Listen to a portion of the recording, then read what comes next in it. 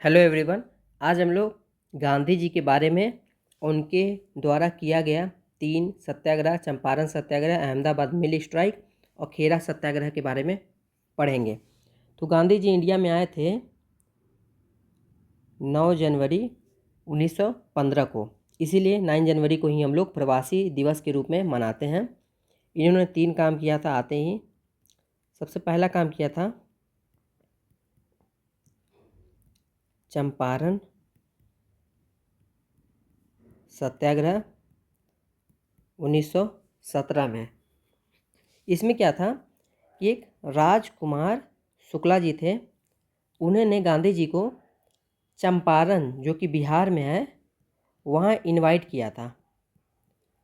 किस लिए इनवाइट किया था?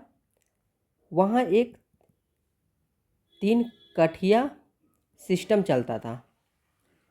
उसमें वहाँ के मज़दूरों को कहा गया था कि आप 3/20 ज़मीन पे इंडिगो का खेती करेंगे ही करेंगे, और इसके वजह से वहाँ की खेती बहुत ज़्यादा नुकसान हो जाती थी। जो किसान थे उनको बहुत ज़्यादा हानि पहुँचती थी। तो इसलिए गांधी जी वहाँ गए थे और वहाँ उन्होंने अपना first civil disobedient movement start किया था। वहाँ इसकी झलक दिखती है।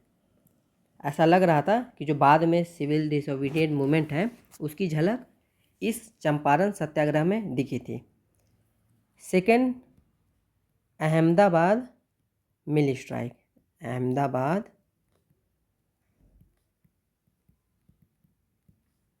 अहमदाबाद मिल स्ट्राइक ये 1918 को हुआ था। इसमें क्या हुआ था कि यहाँ पर बुलाने वाली थी अनुसुईया साराभाई। ये एक मिल ओनर की सिस्टर थी और गुजरात में वहाँ प्लेग फैल गया था। तो प्लेग के कारण पहले वहाँ पर प्लेग बोनस दिया गया था, लेकिन अब वो प्लेग बोनस नहीं दिया जा रहा था और वेज हाइक भी नहीं मिल रही थी। तो यहाँ पर गांधी जी ने अपना फर्स्ट हंगर स्ट्राइक किया था। और फिर तीसरा है खेड़ा सत्याग्रह।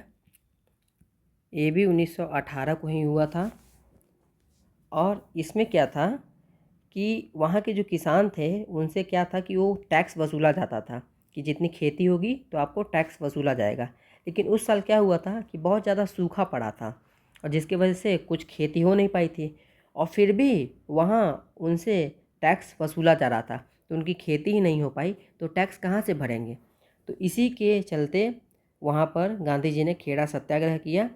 और इसमें हमें नॉन कॉपरेशन